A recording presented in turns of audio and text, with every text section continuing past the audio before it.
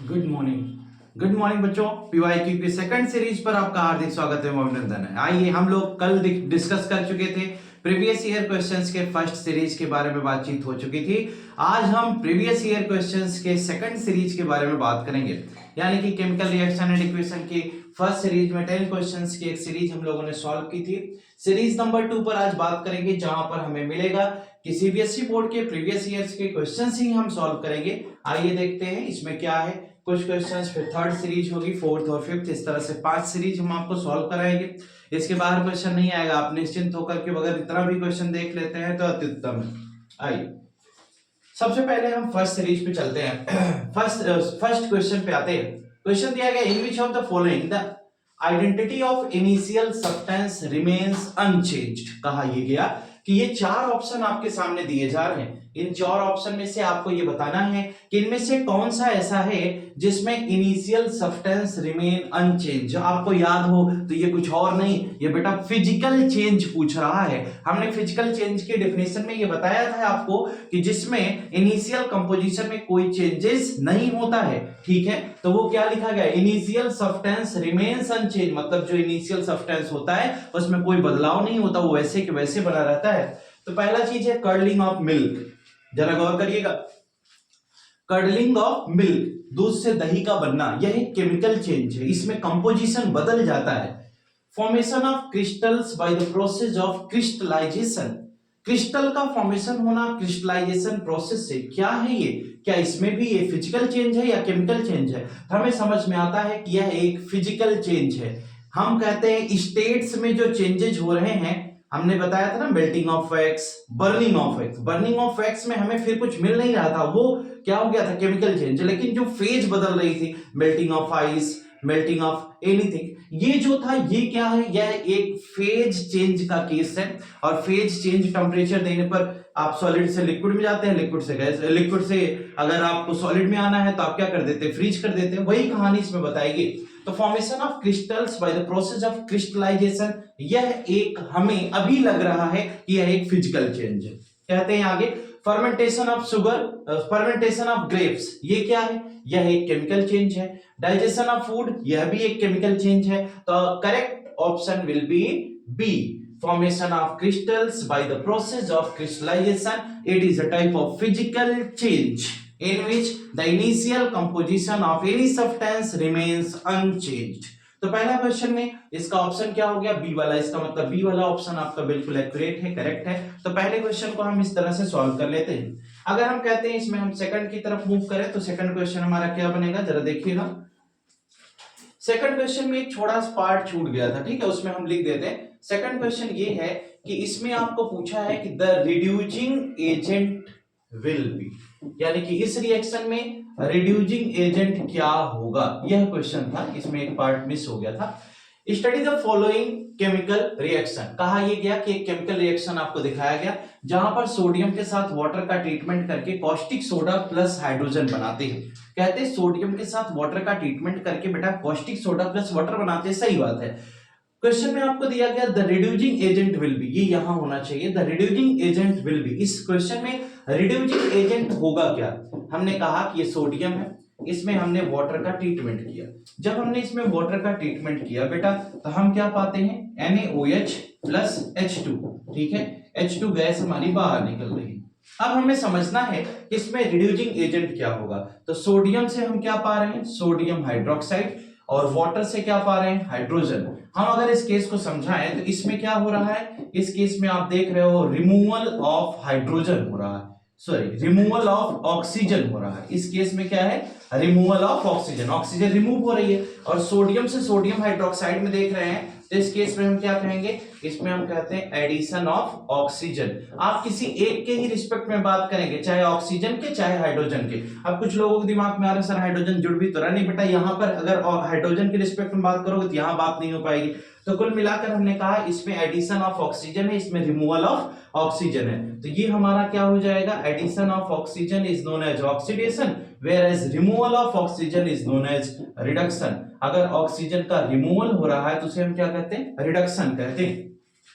अब हमने कहा था कि जिसका ऑक्सीडेशन होता है वह क्या कहलाता है, वह कहलाता है बच्चे reducing agent.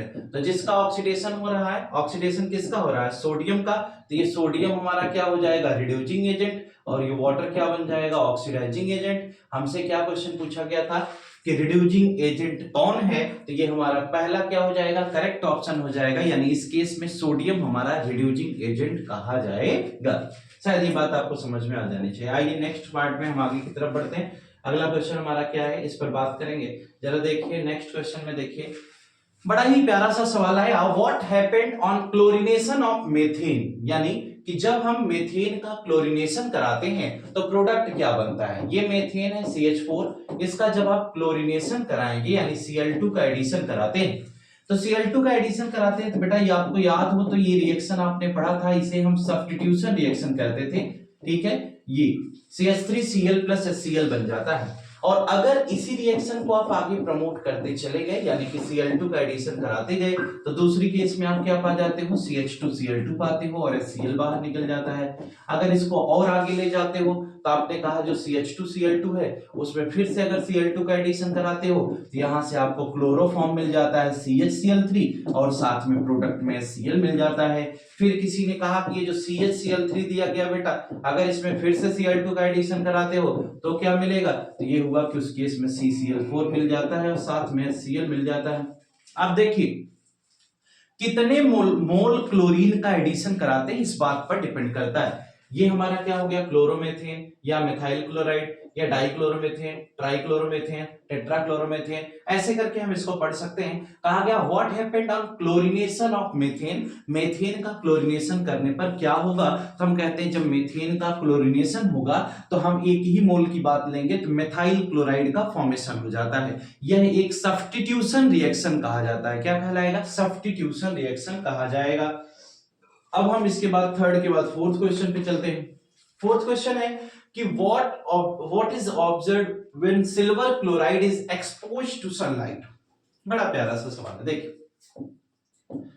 Silver chloride AgCl है, इसको एक्सपोज किया गया सनलाइट की प्रेजेंस में, ठीक है।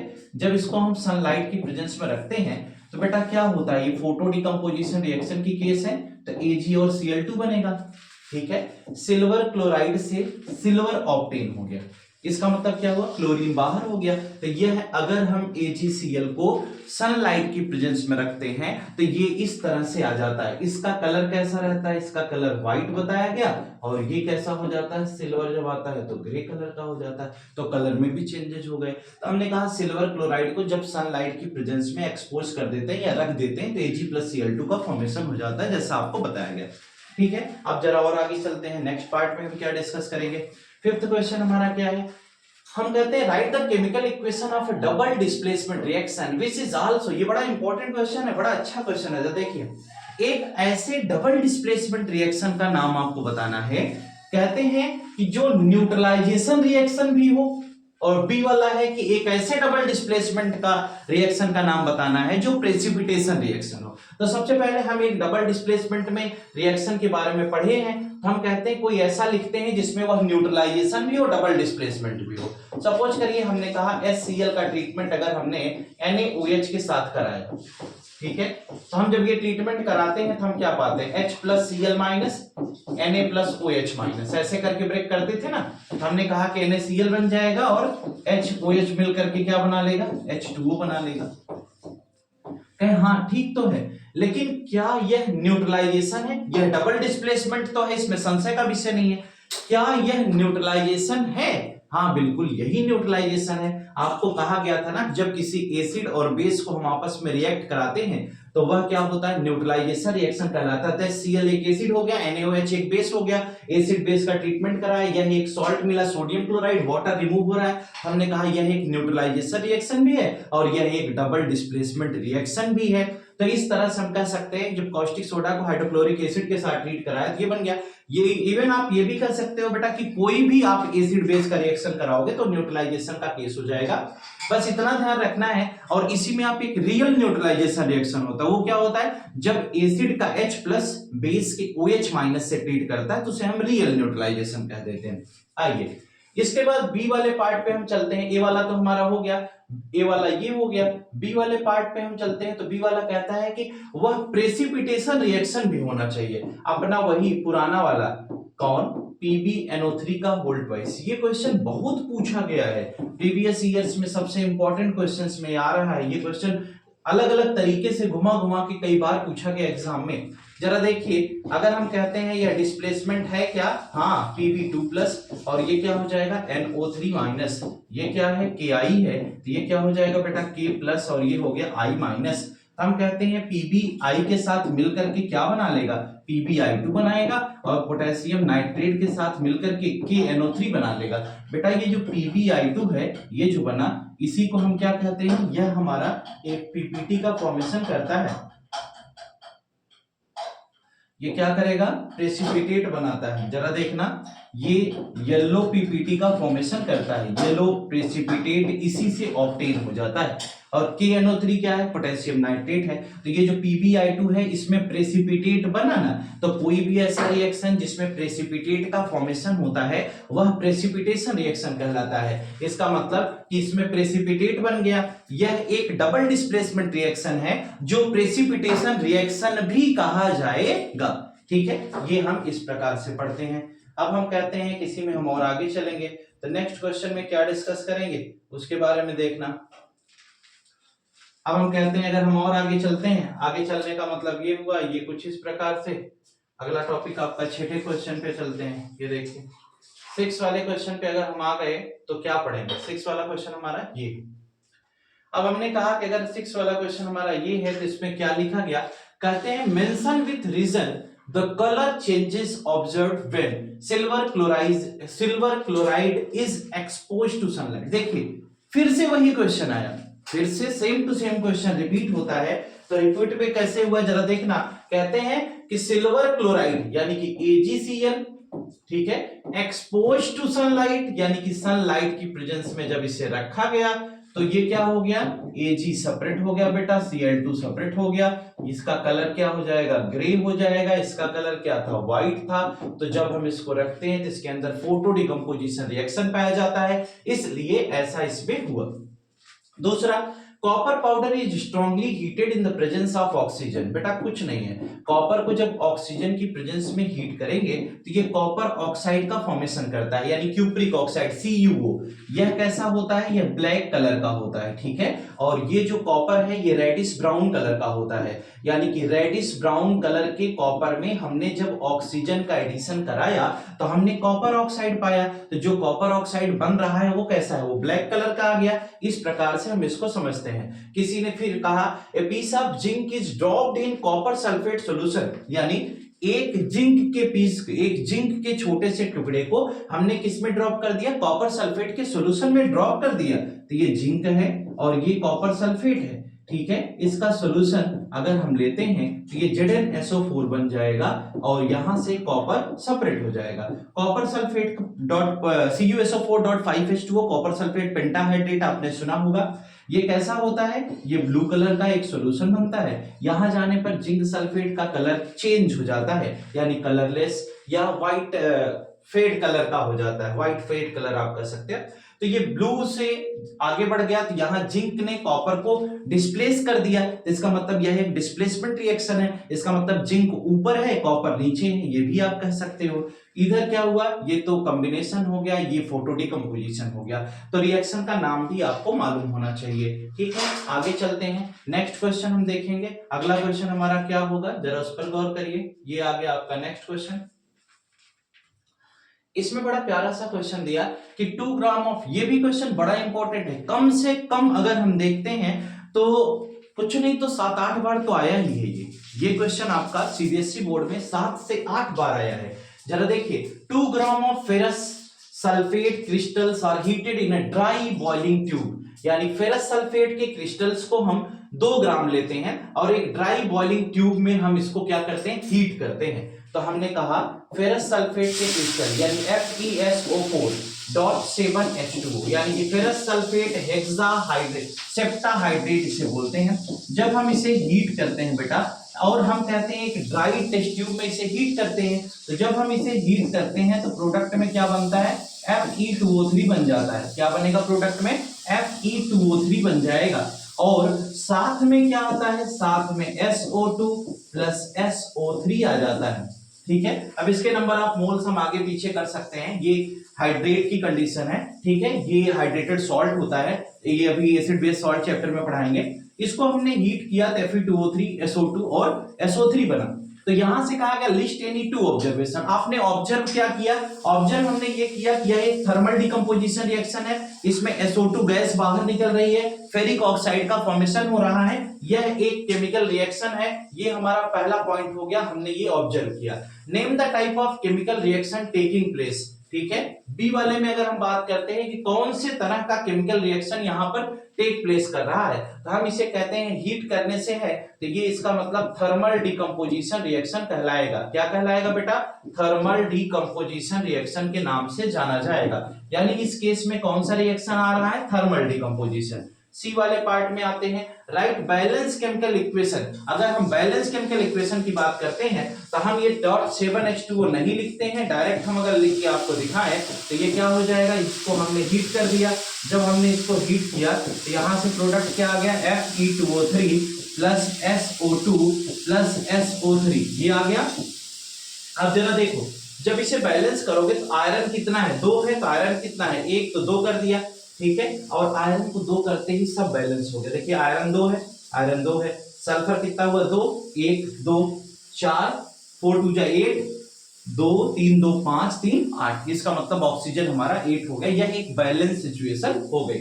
ये था 7th क्वेश्चन मार्केट का, जो बड़ा ही आसान और बड़ा ही सरलतम तरीके से आया। लेकिन फिर से एक बार इस क्वेश्चन को आप इतना अच्छे से तैयार कर लो, क्योंकि ये क्वेश्चन बोर्ड में मुझे फिर लगता है कि ये आएगा ही। क्यों, क्योंकि यह क्वेश्चन 7 से 8 बार प्रीवियस ईयर क्वेश्चंस पेपर्स में दिखाई दे रहा है। बहुत ही इंपॉर्टेंट क्वेश्चन है, एक लेड नाइट्रेट का और एक फेरस सल्फेट का। ये वाला क्वेश्चन जरूर रेडी कर लीजिए, हम आपसे यही कहेंगे। नेक्स्ट क्वेश्चन पे आगे की तरफ बढ़ते हैं। अगला क्वेश्चन आया, write the type of chemical reaction in the following. Type of chemical reaction की बात करें, reaction with acid and base. A वाले क्वेश्चन में आया कि एसिड और बेस के रिएक्शन के बारे में बात की जा रही। Reaction with acid and base, किसी एसिड का किसी बेस के साथ अगर ट्रीटमेंट कराओगे तो प्रोडक्ट में क्या पाओगे, प्रोडक्ट में NaCl मिल जाएगा और साथ में वाटर मॉलिक्यूल मिल जाएगा। हम कहते हैं जब किसी एसिड का किसी बेस से रिएक्शन कराएंगे तो क्या मिलेगा, हम कहते हैं HCl का NaOH से ट्रीटमेंट कराने पर NaCl प्लस H2O मिल जाता है।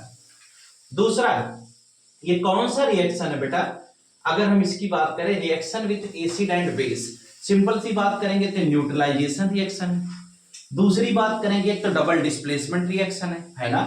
तो ये क्या होगा, अगर किसी एसिड का बेस से रिएक्शन कराओगे तो हर केस में जो फॉलो होगा वो ये होगा कि यह एक डबल डिस्प्लेसमेंट रिएक्शन है। क्या है ये,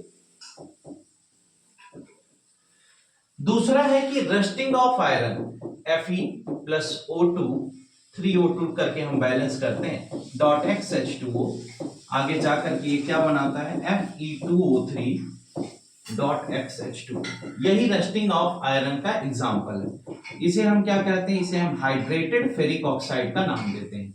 क्या नाम देंगे, हाइड्रेटेड फेरिक ऑक्साइड। ठीक है, ये जो आपका बन रहा है ये केमिकल रस्ट भी बोलते हैं बेटा, एक बार क्वेश्चन आया था ये क्या होता है, इसका दूसरा नाम हम लिखते हैं, इसको हम केमिकल रस्ट भी कहते हैं। किसी ने खूब कहा इसमें आकर के कि बताइए इसका नाम क्या होगा इस रिएक्शन का, तो आप इसे क्या कह सकते हैं, कॉम्बिनेशन भी कर सकते हो, आप इसे क्या कह सकते हो, ऑक्सीडेशन रिएक्शन भी कर सकते हो। तो सर मेनली हम कहेंगे क्या इसे, ये बताइए ना, तो इसको हम ऑक्सीडेशन रिएक्शन कहेंगे। ठीक है, क्योंकि इसमें ऑक्सीजन का एडिशन हो रहा है, तो ऑक्सीजन का एडिशन होने की वजह से ये ऑक्सीडेशन हो गया, ये डबल डिस्प्लेसमेंट रिएक्शन कहा जाएगा। अगली बात देखो, कितने अच्छे क्वेश्चन है, अगर आप चैप्टर बढ़िया से पढ़े होंगे तो आपको सब समझ में आ रहा होगा।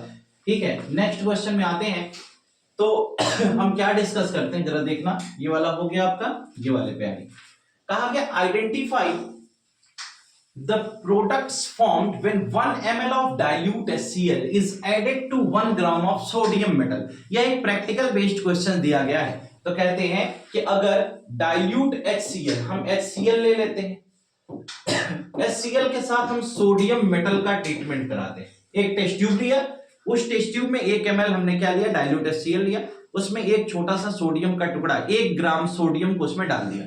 जब हम 1 ग्राम सोडियम को उसमें डालते हैं तो क्या होता है, ये टूटेगा H+Cl माइनस में, ये Na+ बनेगा, Na+Cl के साथ मिलकर के NaCl बना लेगा और हाइड्रोजन गैस इसमें इवॉल्व होगी, बाहर निकलेगी।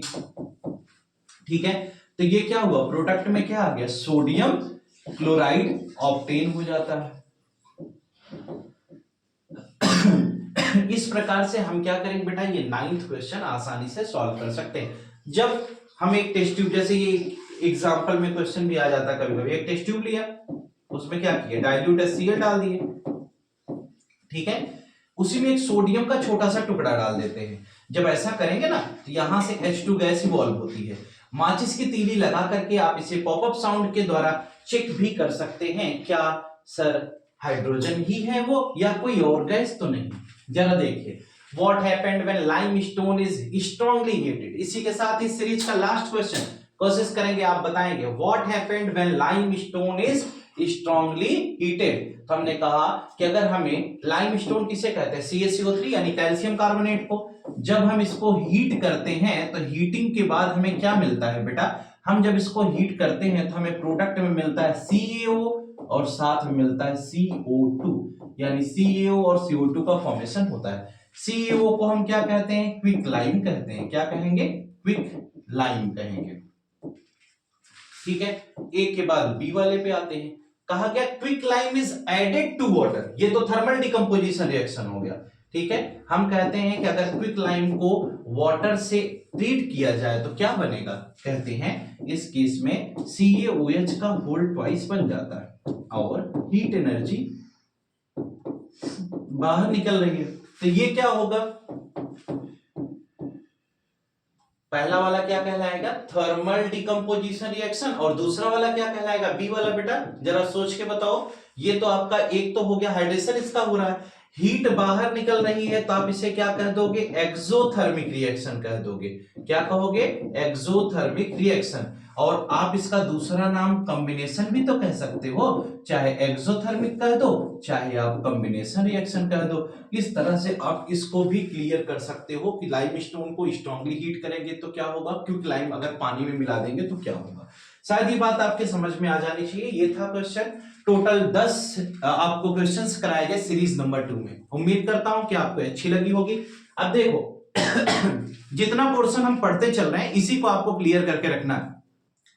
सीरीज 1 खत्म हो गई, सीरीज 2 कंप्लीट हो गई। अपलोड लेक्चर अभी आपका फास्ट रिवीजन वाला नहीं हो पाया है, आज या कल में 1-2 दिन के अंदर उसे भी हम अपलोड कर देंगे। दूसरी चीज, अब हम सीरीज 3 लेकर के आज की ही डेट में या कल की डेट में आपको सीरीज 3 मिलेगी, जहां पर मतलब कि 5 क्वेश्चंस वो हम डिस्कस करेंगे जो मुझे बहुत जरूरी लगते हैं, जो एग्जाम में ज्यादातर आए हुए हैं। तो वो 5 क्वेश्चन की एक सीरीज या 10 क्वेश्चन की एक सीरीज हम फिर डिस्कस करेंगे। आज के लिए फिलहाल इतना ही, ठीक है। नेक्स्ट क्लास में हम इसके आगे बातचीत करेंगे, ठीक है। अगर आपको ये पूरा क्लियर समझ में आया हो बेटा, बस केवल कंटिन्यू आप वॉच करते रहिए, चैनल पर जुड़े रहिए। द सीक्रेट ऑफ साइंस आपका हार्दिक स्वागत एवं अभिनंदन करता है, लेकिन आपके साथ सदैव लगे रहने का हम प्रयास करेंगे। पूरी कोशिश है कि हम आपके साथ जी जान लगा करके मेहनत करेंगे और एक अच्छा रिजल्ट आपको अवश्य दिलाएंगे। केमिस्ट्री में मार्क्स नहीं कटने चाहिए। इसी के साथ आज की क्लास खत्म होती है। लाइक शेयर सब्सक्राइब करना ना भूलें। Thank you and have a nice day.